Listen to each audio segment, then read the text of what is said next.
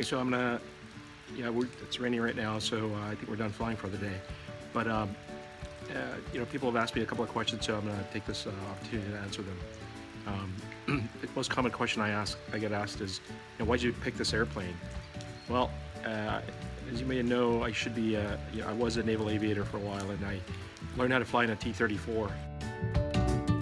And it's a pretty awesome airplane. It's a two-place, it's configured basically the same as the Shark. Two-place, front and back, gas turbine, low wing, complex airplane. Having spent the majority of my 20 years flying helicopters in the Navy, and I wanted to make sure that I was somewhat familiar with the setup of the airplane that I was going to buy. So that's why I picked the Shark. Mainly for those characteristics. Originally, I looked for, like I said, a T-34, but I figured out that they were, way too expensive. The Shark is pretty reasonable.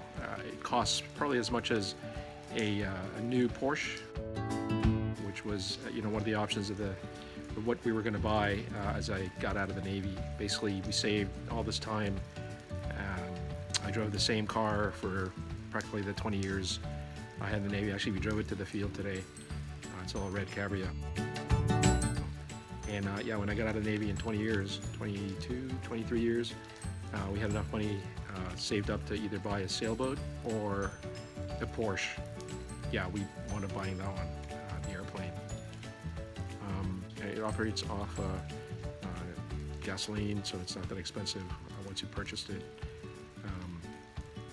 Get about 5 gallons per hour at 120 knots, which is pretty awesome. I think 120 knots is about 130 miles per hour. I don't think any Porsche can do that. And if I'm willing to waste gas, then I'm flying at about 145, 150 knots at 6.5 gallons per hour. So that'll get us from here to Jacksonville in a little bit less than 4 hours, which is pretty awesome. We have a house there as well.